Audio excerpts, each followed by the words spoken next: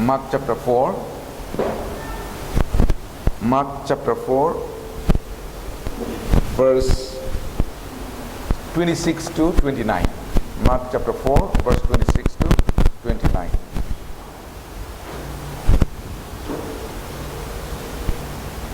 Mark chapter 4, verse 26 to 29.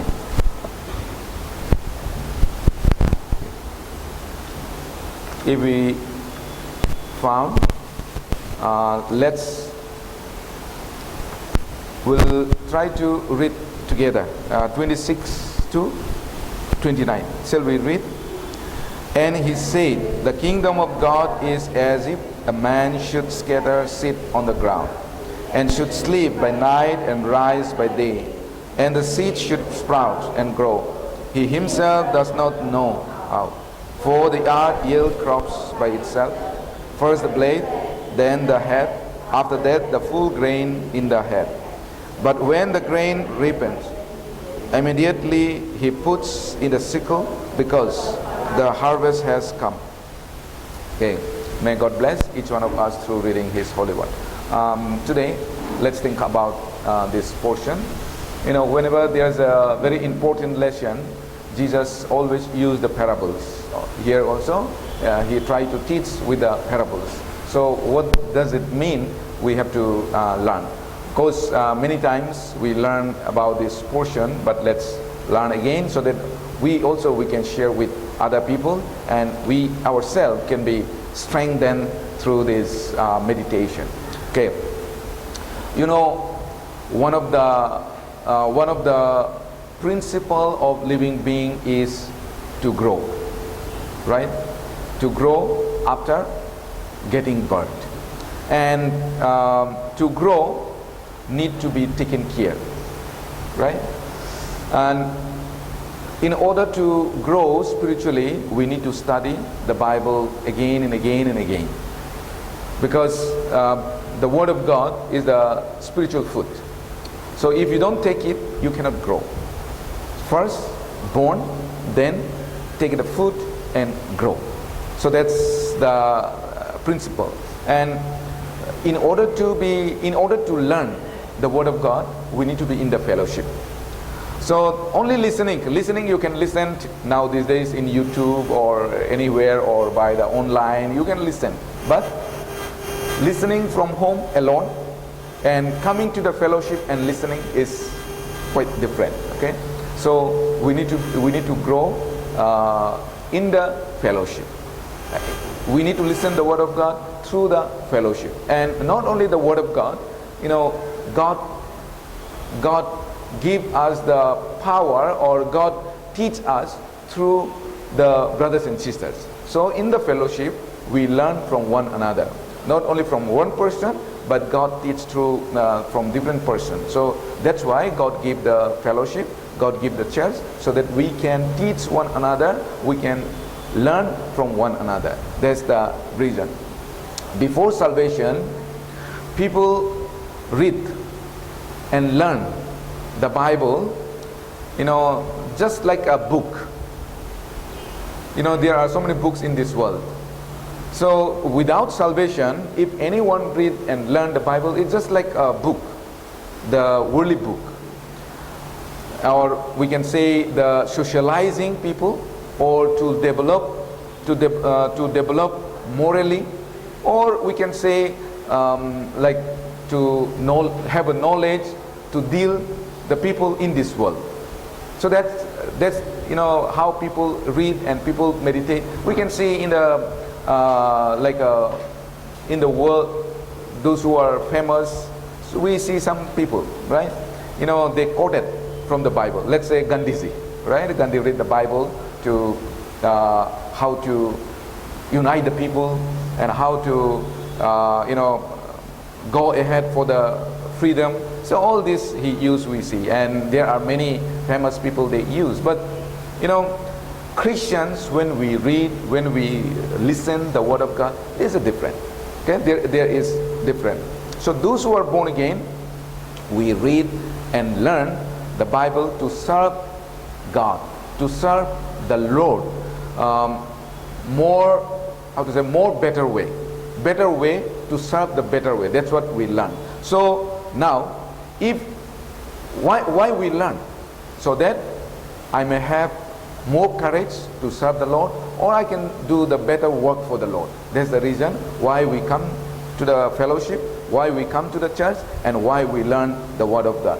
And what is service meaning? Service is not only coming to church. Okay, some people say, okay, our service started this time and finish. Okay, usually we say, right, what time your service start? Sunday service, right? 11 o'clock. And what time you finish? Let's say 1:30.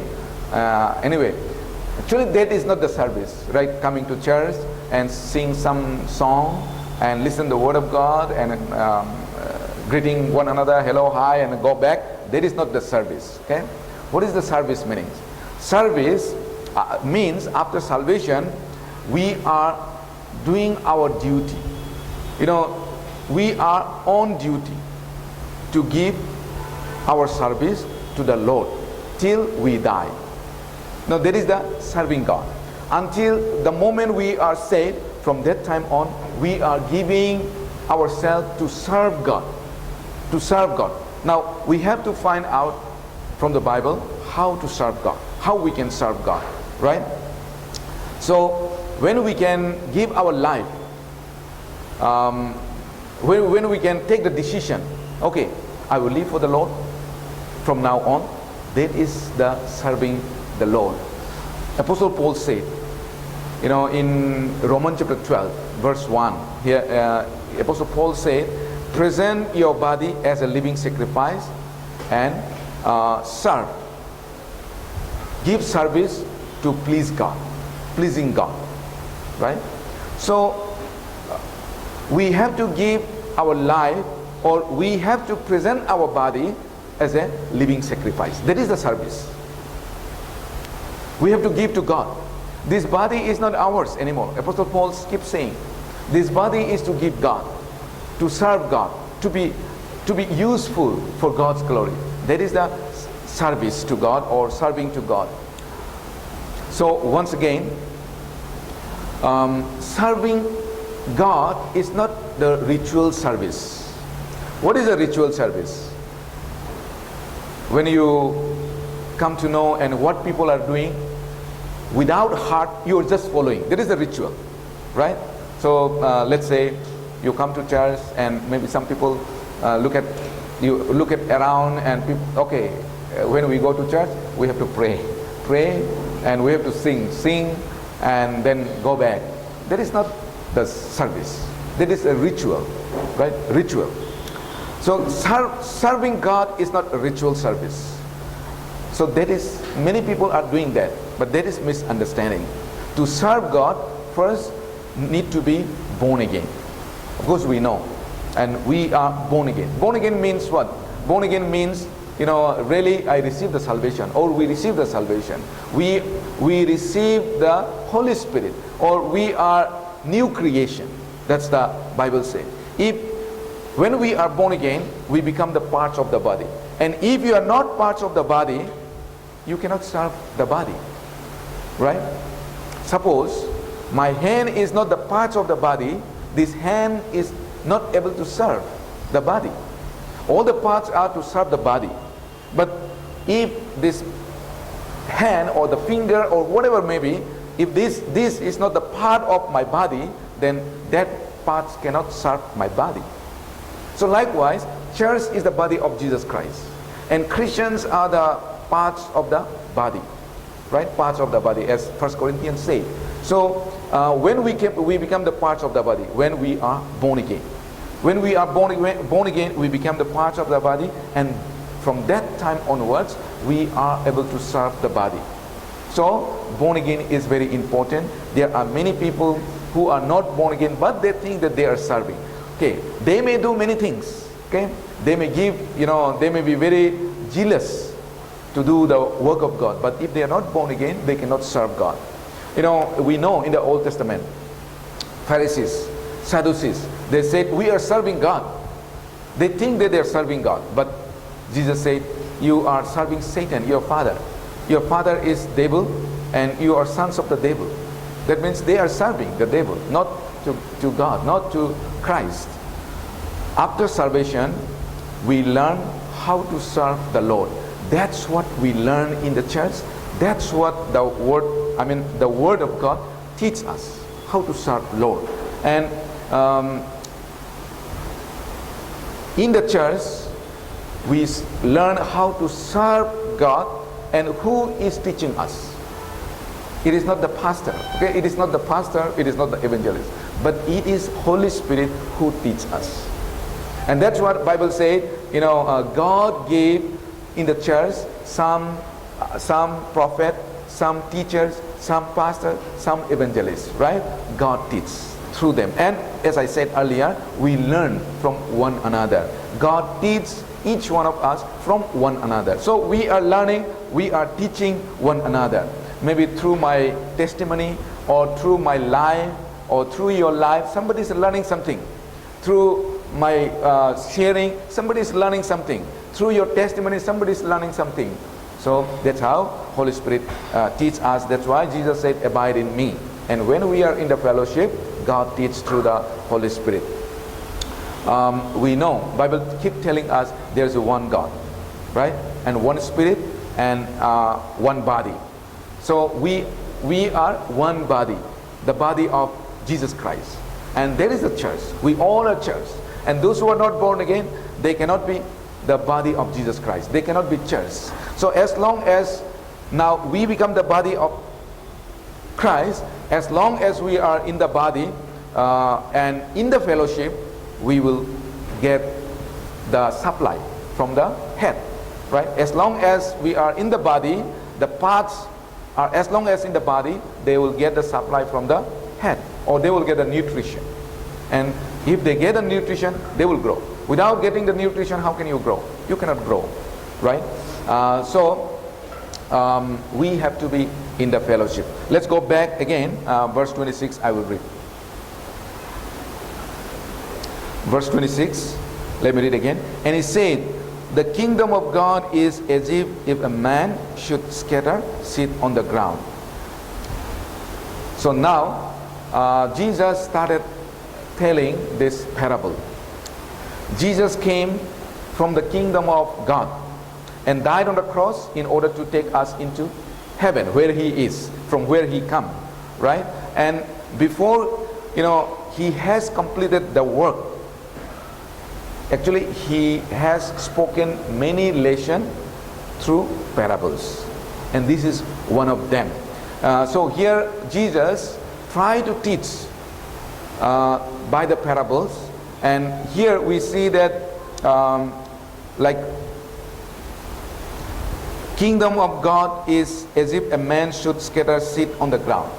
So we have to understand this, like a man, farmer, let's say farmer, and he scattered a seed. Now, what is the seed? Seed is the word of God. Okay, seed is the word of God. And now, and should sleep. Okay, verse 28. For the earth yields crops by itself. Then, what is the earth or ground?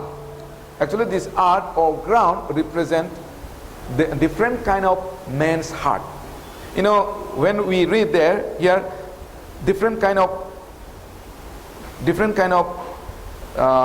place, right? Some, if we read the full, we can find some seed fell on the ground, and some fell on the stony place, some fell on the good ground. So different place. If you read from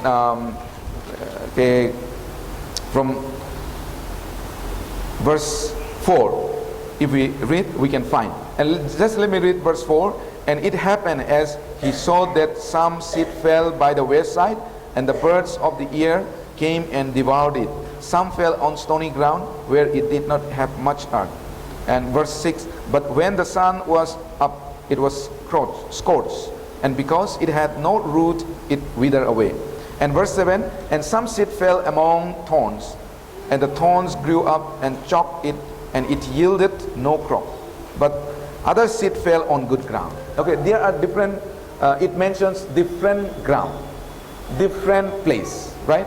Some fell in the stony place, some are roadside, some are thorny place, and some falls on good ground. So once again we have to remember, seed is the word of God, and ground represent different kind of man's heart.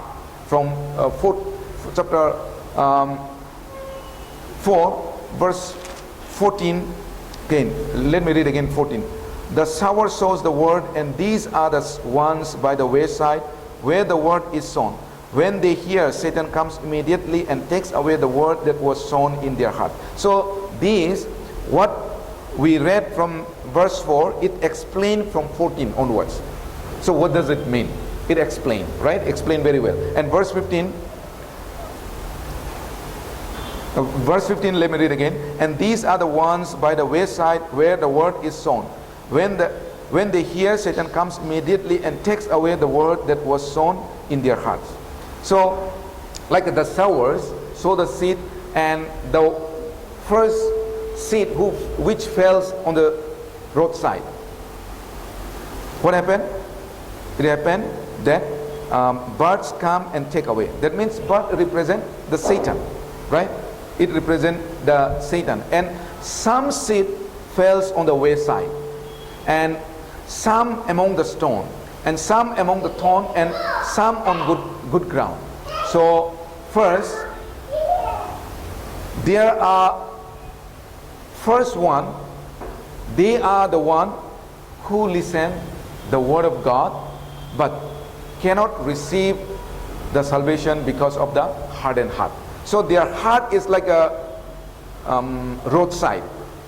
Their heart is like, wayside. Wayside car can go and it nicely it make, right? Grass cannot grow. That means any seed cannot grow there. So first three are the one who listen the word of God but cannot receive the salvation. And the reason is their heart is so hardened.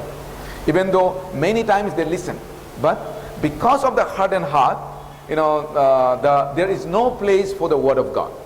Now, even though the seed, maybe the same seed, a live seed, you scattered on the roadside or here, let's say here, no matter how long you wait, it cannot grow, it cannot sprout, right? Because there's no water, there's no soil. So there are many people like that. They they listen many times, they even attend the seminar many times, they find many reasons, but still they cannot receive Christ, they cannot believe Jesus Christ. Now what is good ground? Good ground is the good heart.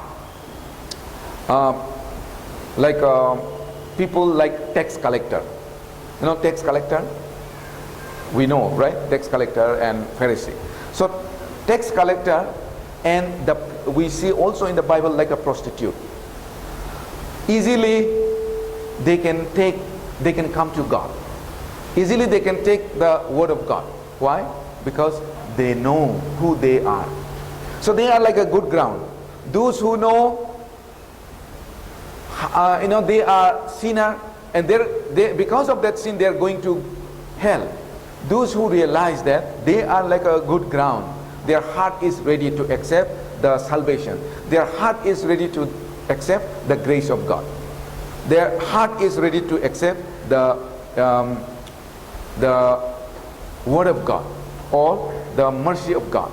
So when the word of God come to them, then they can easily accept, and gradually they grow. So there are many people like that, like a good ground, and there are many people like the wayside or stony side or thorny side. So again, the word of God is seed, and we are born again by the word of God, right? Okay, let's turn to where? Anyone remember? 1 Peter chapter 1, right? Yeah, chapter 1 verse 23. We are born again by the word of God. And the word of God is incorruptible. 23. Let us read together. 1 Peter chapter 1 verse 23. Having been born again, not of corruptible seed, but incorruptible, through the word of God, which lives and abides forever. So we are born again, not of corruptible seed. And this seed is the word of God. Right? Through the word of God, we are born again. And after born again, we change. That means when the seed sprout, what happened? It started growing, right?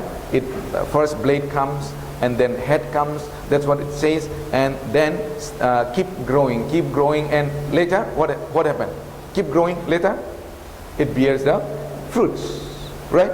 So after salvation, blade comes out, and then head, and then full grain.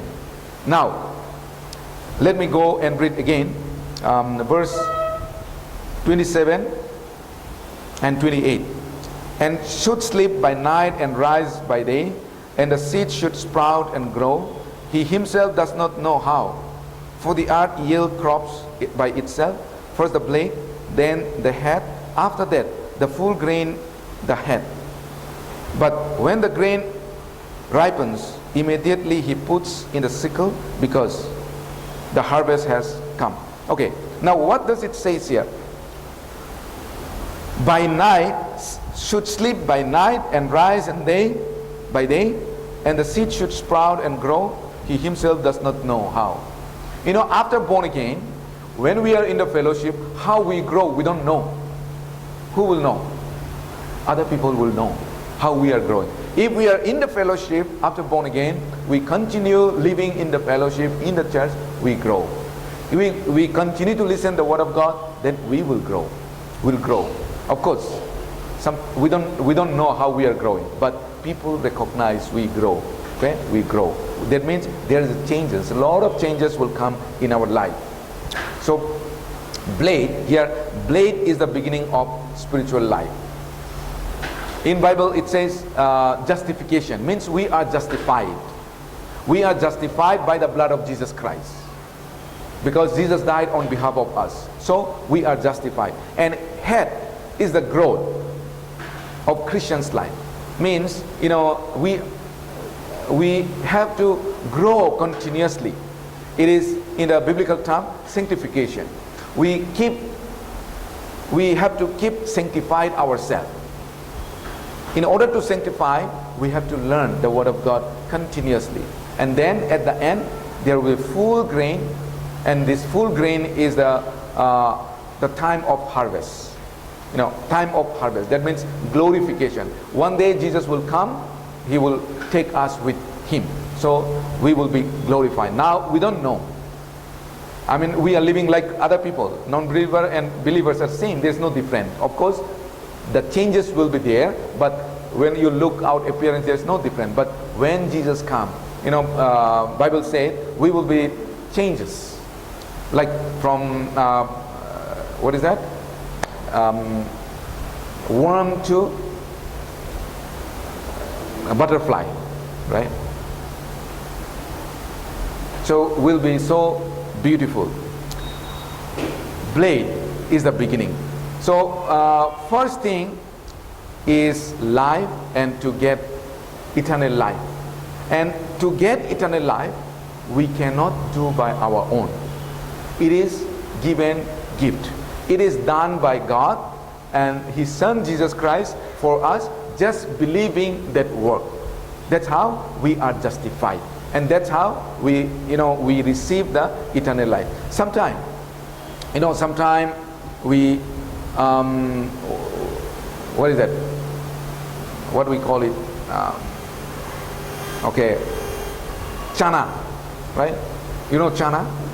Sometime we buy chana, and until it gets soaked, the dry chana, right? Until we shock it, it looks like, how does it look? It's like a dry or dead, right? Looks like no life there. But once you pour the water, then you will know whether it is there's a life or not, right? Once you pour the water, then start at sprout. So there's a life. So in this world, human, maybe no matter how bad people or how good or how bad, it doesn't matter. When the word of God enter into them, they are changed. Look at the Apostle Paul. Look at many people in this world. They are changed. They are different after receiving the life. And life comes from the word of God. Okay? The word is seed. And let's go to Ephesians chapter 2 verse 8. Ephesians chapter 2 verse 8. Let me read verse 8. For by grace you have been saved through faith, and that not of yourself, it is the gift of God. So it is the gift of God. We are saved by the grace, and it is the gift of God. Gift means we don't do anything. Gift means I have not worked anything for that. Is the gift. Of course, the one who is giving to me, the giver, work for them. But for me, I just receive. So when we believe the one who worked, the one who is giving to me, then I can take it. So that is the time that we are born again. That is the time that we receive the salvation. And that is the time that our spirit is alive. You know, spirit alive. Spirit is dead, but now, like the word of God came to me, it's like, you know, the chana is like a dead. The seed, chana is dead, looks like a dead, but when water comes, it sprouts. Life comes. So likewise, we are dead spiritually, but when the word of God listen, and when it comes to us, we become alive, and we are connected with the Lord again. Now let's go back again. Verse 28. For the earth yield crops by itself. First the blade. So blade is the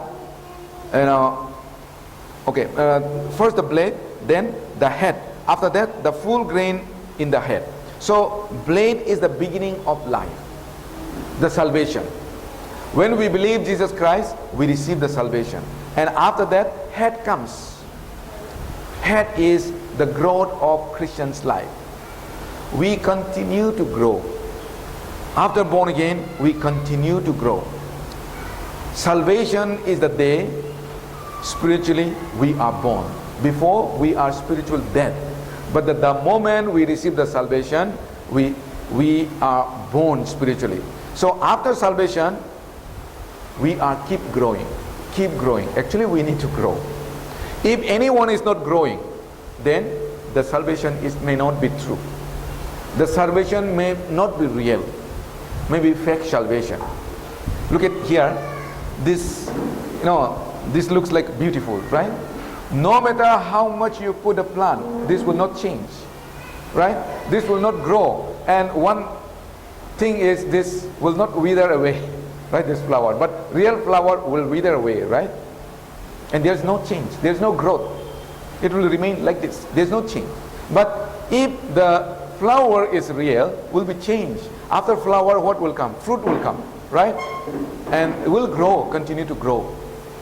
So that is the true salvation. Those who receive the true salvation, they change. There is growth. There is continue to grow. Before we are dead, but now we are born. We are born in spiritually. So since we are born spiritually, the spirit should continue to grow. Spirit should grow. There should be growth. Growth should be there. Apostle Paul said like this. In order to grow, actually we have to work. For receiving, we don't need to work. But in order to grow, we have to work. Work means what? The blade, after blade, head comes. That plant should continue to get the water, right? Without water, how can grow? I have some plant in our courtyard. We have a plant. So one day I don't pour the plant, or looks like in the evening wither away. Right? So some plant already died because could not give water, so died. And some plants are not getting proper water, not growing, even though not die but not growing. So when we don't give the water, it doesn't grow, it may die away. So likewise, our Christian's life, in order to grow, we need to keep getting the supply or water or the food. Otherwise we cannot grow. For the plant, they need water. We need water. We need the word of God. Okay, let's turn to Philippians chapter 2. What did Apostle Paul say? Philippians chapter 2 verse 12. Philippians chapter 2 verse 12. Shall we read together? Philippians chapter 2 verse 12. Therefore, my beloved, as you have always obeyed, not as in my presence only, but now much more in my absence, work out your own salvation with fear and trembling. My beloved, therefore, my beloved,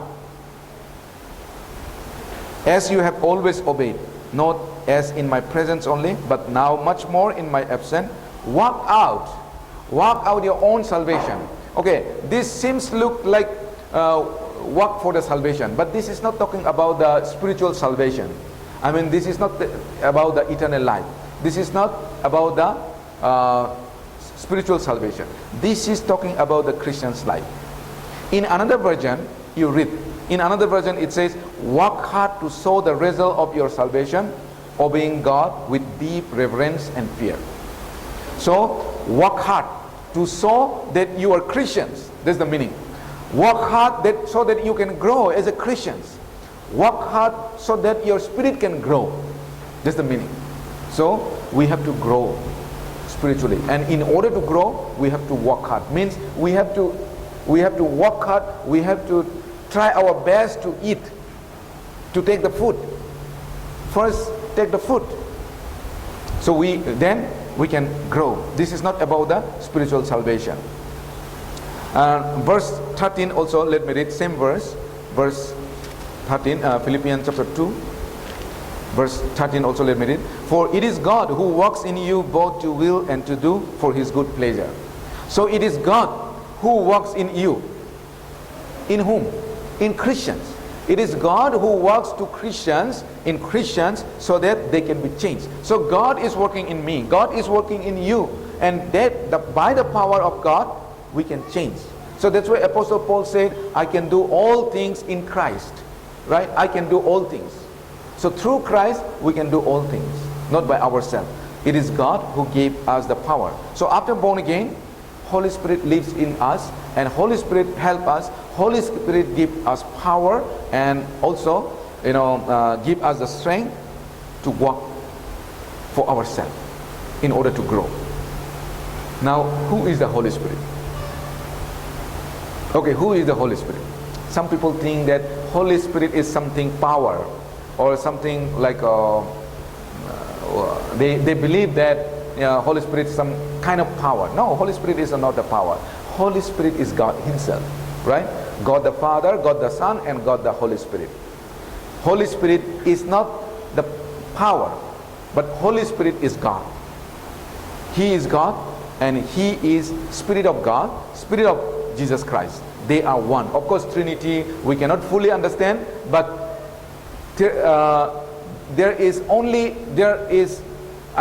these three are being God. God being. Right? Like we are human being, God being. God the Father, God the Son, God the Holy Spirit. They are one. So after born again, God is working in us. God is working in you in order to change you, in order to walk through you, in order to save the people. And Jesus paid for our sin forever. And Holy Spirit comes into us and changes us. So without the Holy Spirit, we cannot do anything. We cannot change ourselves. Now, seed has sprouted. Blade has come. And that's the beginning of life. Before born again, for what we live.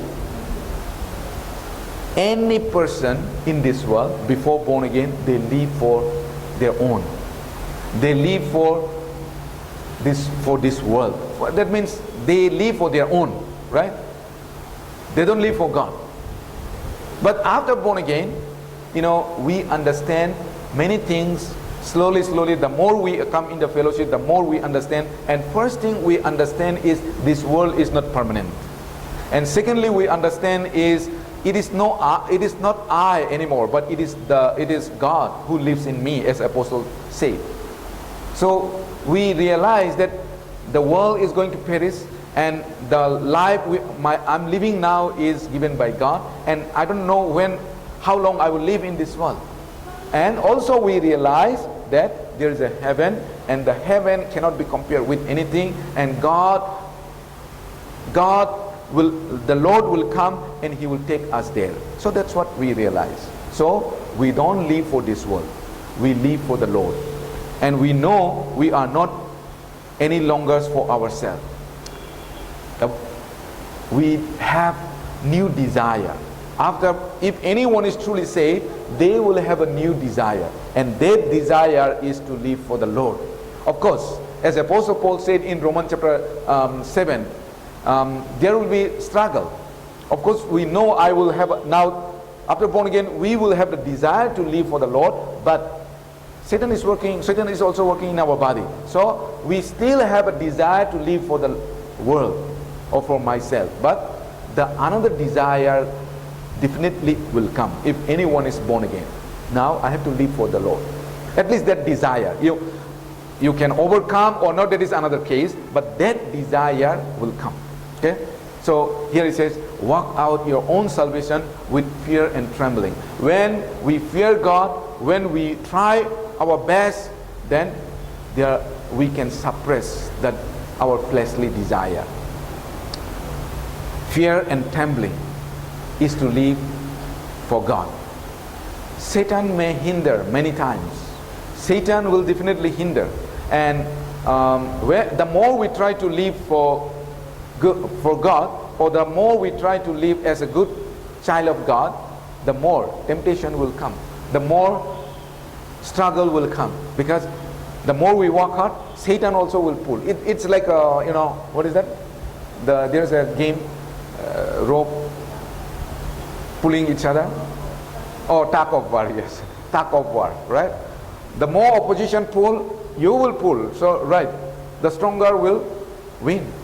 So we need to get strength. We need to be stronger and stronger. Then even Satan pull, you can pull. And in order to get the strength, we need to keep eating the Word of God. Sometimes parents rebuke their children. But what is the purpose of rebuking to them? So that they can be better person, or they can have the better future. And the reason why parents rebuke them is out of love. Always because they love. Right? So sometimes God may rebuke us because we are imperfect being, we are like a children. Right? Children always do the mistake. So as a child of God, we are a baby, we are children, so we may do some mistake. And sometimes God may rebuke, but it is because He loves. So when parents rebuke, sometimes children get pain and they cry, right? So sometimes it may happen in our life, but we should be thankful and we should be rejoicing, because we know that God loves us. Sometimes because of our sinful nature, we may receive the chastening. And the Bible said, whom God loves, God chastens. Right? In Hebrews chapter 12. Okay, let's also turn to Galatians chapter 4, verse 19. Galatians chapter 4, verse 19. Galatians chapter 4, verse 19.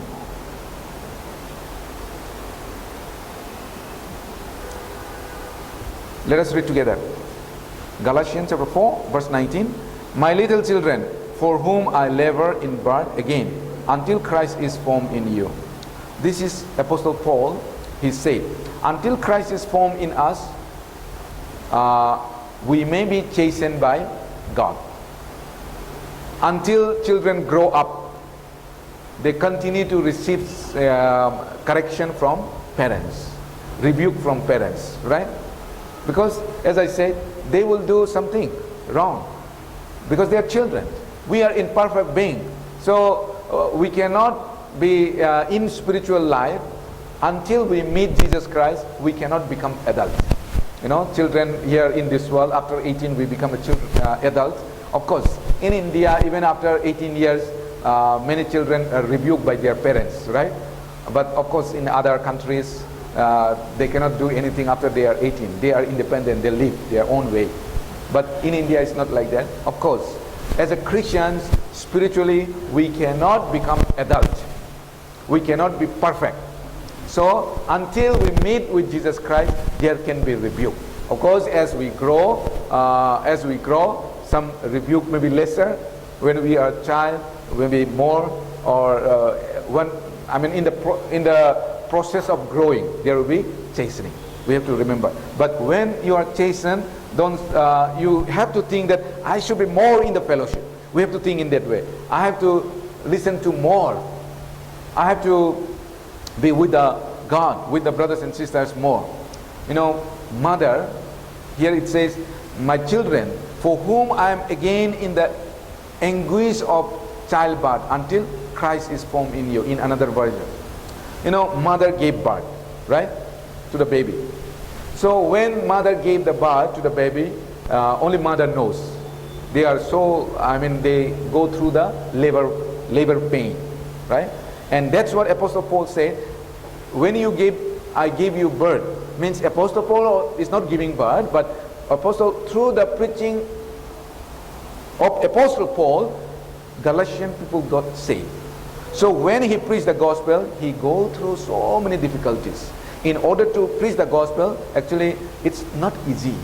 Preaching the gospel is not easy. Many sacrifice is required. So he go through. But he said, not only that, now for your spiritual growth, I am suffering too. For your spiritual growth. So that's what Apostle Paul said. That means, you know, when we are saved, we receive the salvation as a free, but in order to grow, we have to going difficulties. We have to go through. There's a process. We have to learn more and more. We have to be taken care in the church. We have to be in the fellowship. Parents are worried. Parents are worried for their children all the time until they become something. Is it so? I think not much parents whose their children are already grown up. My eldest son is now 17. I'm still worried, you know. Until they get something job or they find something, they settle something, I'll be still worried as a parent, as a father. So that's the heart of the parents, right? So until they become something. So same way, who is our God? Who is our parents? It's God. So until we reach to Him, until we finish our life in this world, God will be always concerned for us. Right? That means God is always taking care of us, always concerned for us. And when what we need, God is providing. So God will change us with the Holy Spirit. That's why He gave us the Holy Spirit so that we can be changed. And now we have to obey the Holy Spirit. Holy Spirit is here in me to change me, to guide me. So we have to listen, we have to obey the Holy Spirit. As a parents, as a guidance, He is with us. You know, what did Jesus say? I will send another helper. After I go away, another helper will come. And this helper is the Holy Spirit. So, my sinful nature may come again and again. Because we are children. Okay? Spiritually we are children. But we have to discipline. We have to suppress. Okay, let's go to 1 Corinthians. What did Apostle Paul say? 1 Corinthians chapter 9.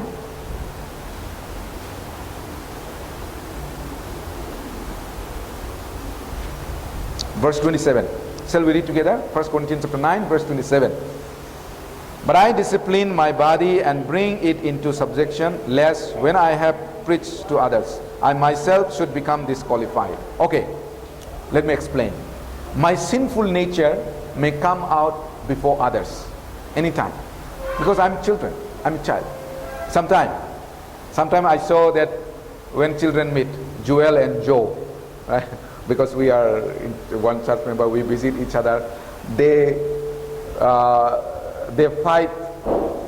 One thing, suppose very nice, both they love, then they fight, right? I want to take. This is the children behavior, right? So means I want. That's the thing. So we also, as a children of God, we are living in this world. As I said, we are imperfect being. So sometimes that nature may come out again and again. So that's the reason. If that nature comes, we hurt one another. Okay, we fight one another, we argue one another, we hurt one another. So that's the reason. Apostle Paul said, walk with fear and trembling. Walk with fear and trembling. So we need to have a fear, whether my sinful nature come before other and hurt other, my brothers and sisters. We have to have that kind of fear. If that comes, then that kind of nature comes out, then I will harm my brothers, my sister, right? And that's why here in 1 Corinthians chapter 9 verse 27 it says, and if that comes, then I become disqualified to preach the gospel. Suppose now we fight together, right? We fight together. We coming to church here, but fight together. Then you go next day, neighbor, we have a Christmas service or we have a church service, please come, it's very nice. Then they may not say anything, but they will say, oh, I heard that you are fighting last night, right? So this kind of people, how can they trust, how can they obey, right? So that's the reason when that kind of nature comes, we surely definitely will do something, because that nature is selfish nature, right? Selfish nature, like which we have in the old time before we receive the salvation. So a discipline. Paul has fear, and that he may become disqualified. So he has that fear. So he said here, I discipline my body and bring it into subjection, lest when I have preached to other, I myself should become disqualified. Now he don't want to become disqualified when he preached the gospel. Christians, as a Christians, we know I must do something. I must work. We have a desire. As I said in the beginning, we have a new desire, that is to change and to preach the gospel. But if my old sinful nature comes, then I cannot preach. Even I may preach by word, but nobody can accept it. Nobody can take it. So that's why we have to fear. We have to live in fear and trembling. Okay? Fear and trembling. That fear we need to have. When we have that fear, actually we can change, right? Some people, we have a different, by birth we have different. Some may be hot tempered, some may be greedy, some may be something else, right? So we have a different nature, and these we have. But when we have that fear, we discipline and we can suppress, okay? We can control. So we need to have fear, so that we can able to live godly life. So if you have bad habit, Bible also said that we have to clean. If you have a bad habit, should throw it out.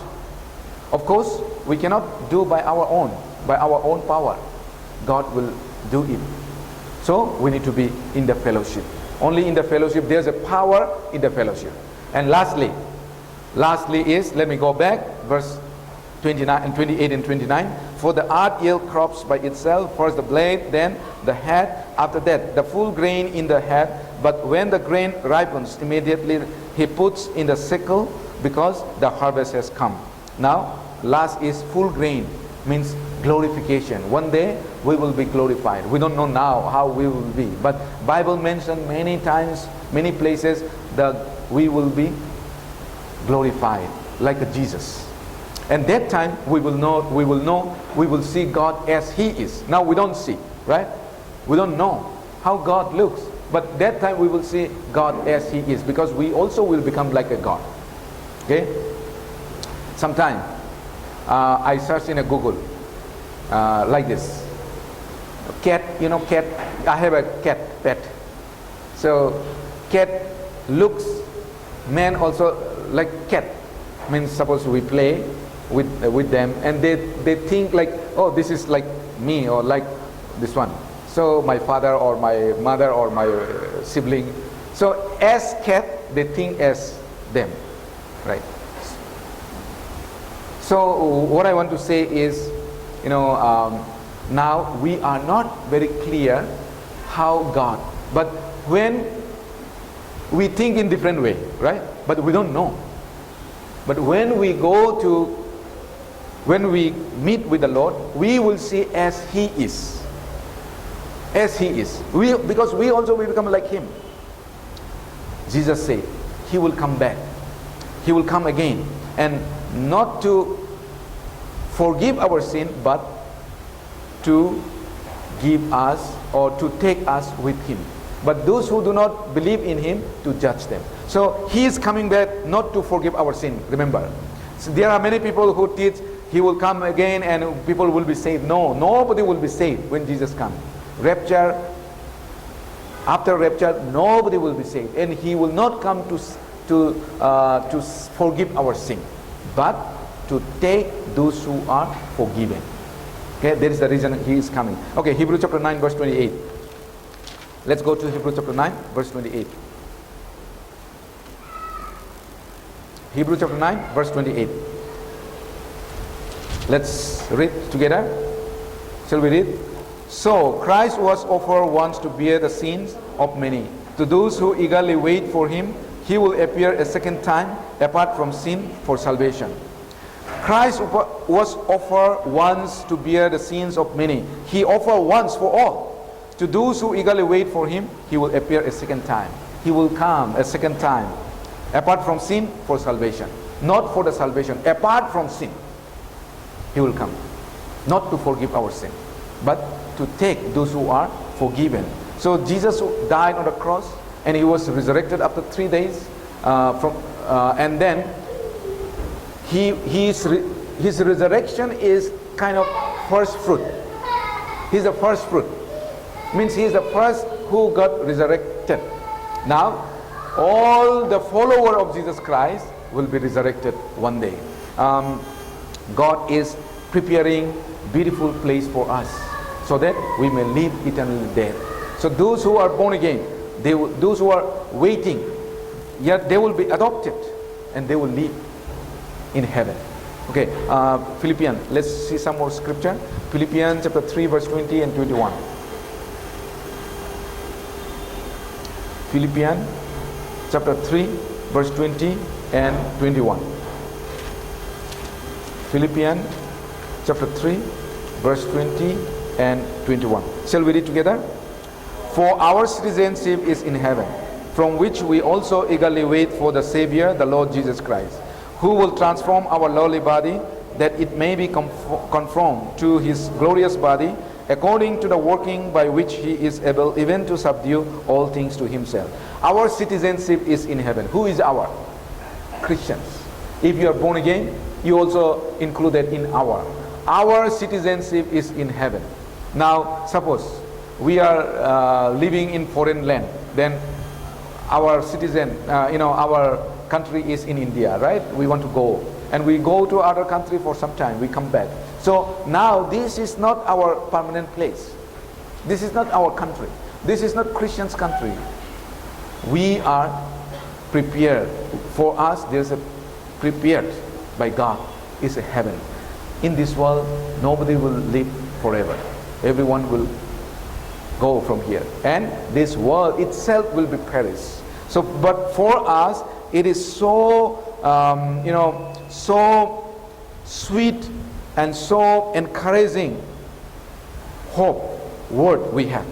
Our citizenship is in heaven, from which we also eagerly wait for the Savior, the Lord Jesus Christ. So we wait for the Lord, because the Lord will take us. This is what Apostle Paul said. And who will transform our lowly body? Now Jesus, when Jesus comes, He will transform our body, because with this body we cannot go. Nobody can go with this body. So He will transform. Of course, He will give another body, glorious body. You know, Jesus when He was resurrected, He's not only the spirit, but there's a body, right? You know, He entered through the wall, and that means, I think, nothing can protect, nothing can block you, right? And also He said, Thomas did not believe. So Thomas, put your finger here. That means he has a body, right? Put your finger here. He has a body, glorious body. Of course, Christians, we understand, we believe, and Jesus will transform. As I said, you know, worm, caterpillar, change into butterfly. Likewise, we maybe not looks very good, but even though the most beautiful, most handsome is not perfect, right, in this world, there is something, right? But when Jesus comes, we'll be completely perfect. Okay, perfect, that means cannot be more than that. There's a perfect, cannot be more than that. There's a perfect. So we'll be perfect. We have become citizenship of heaven. So we are waiting for that beautiful place. We are waiting for the glory. We are waiting for that day when Jesus will come. Through Christians, we are waiting. That's why sometimes Jesus said, even to Christians, be watchful. His coming is very near, watchful. So we are not watchful that if we will not be resurrected. We are watchful that the glory will be given. So I must work for the Lord more and more, before Jesus comes. Let's see a few more scripture. 1 Peter chapter 1. 1 Peter chapter 1, verse 3 and 4.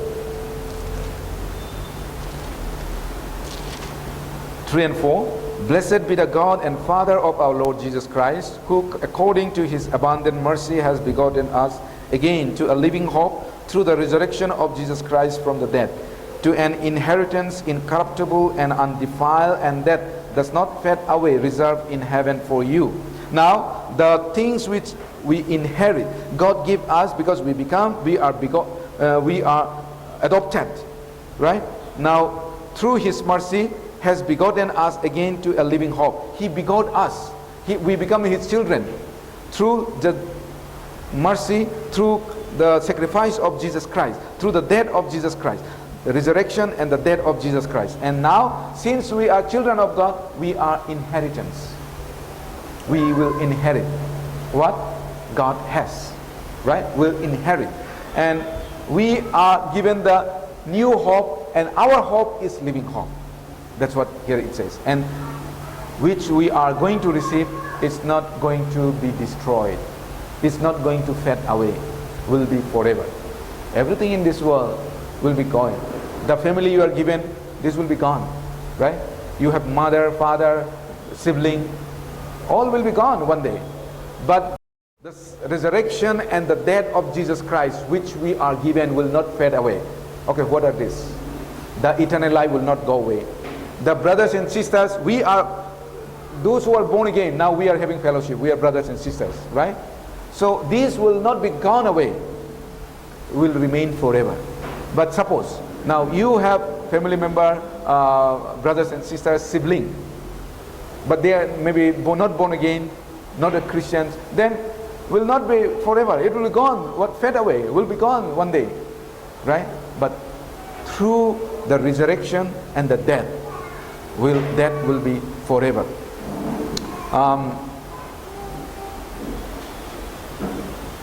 Let's read one more, Romans chapter 8, then we'll finish. Romans chapter 8, verse 17. Romans chapter 8, verse 17. Romans chapter 8, verse 17. Shall we read together? Romans chapter 8, verse 17. Let us read. And if children, then heirs, heirs of God, and joint heirs with Christ, if indeed we suffer with him, that we may also be glorified together. If children, then heirs. If you are children, then you are heirs. Right? Of God, and joint heirs with Christ, if indeed we suffer with him, that we may also be glorified together. So Jesus said one time, the world will hate you as I'm hated by them. That means if we believe Jesus Christ, then there will be suffering. If you really believe Jesus Christ, you would like to preach the gospel. When you preach the gospel, there will be suffering. So you take part my suffering, but also you will take part the glory. So will be glory. Now where is Jesus? Jesus is in glory, and that we cannot express, we cannot I think even imagine how glory it will be. You know, Moses, when Moses met God, he could not look, right? When God appeared to him, Moses, this is holy place, remove your slipper, remove your shoes. So he cannot even look. So that glory will be revealed. So we don't know how glory, but we cannot imagine, but the glory, we can just only say the glory will be given to us, will be like Jesus. Because we are children. You know, God's children means we'll be like him. Sometimes parents, what they have, they give to their children. Actually, what they have, they give, right? They give. Sometimes, and also it happens, sometimes you see, parents, they wear the torn cloth, but they never let children wear, right? That's the heart of parents. That means we can think about the glory also. So God glory, we will receive the glory. Okay, for today, after this, thank you everyone. Let's pray. Loving, mighty Heavenly Father, thank you so much for being with us through our this Bible study. Lord, we thank you, and we have learned 3 stages of salvation. And Lord, you save us by your work, by sacrificing, by giving your life. Just through believing, we can be saved. So Lord, thank you so much for saving us. And also Lord, now you want us to grow so that we can do your work, and we can be more faithful to you. Lord, be with us and help us, and we can understand more about you. That's how we can grow. And Lord, also we pray that we don't know when you will return, but Lord, your return is very near. So Lord, help us until you return. We can obey your word, and we can live a good child of you, Lord.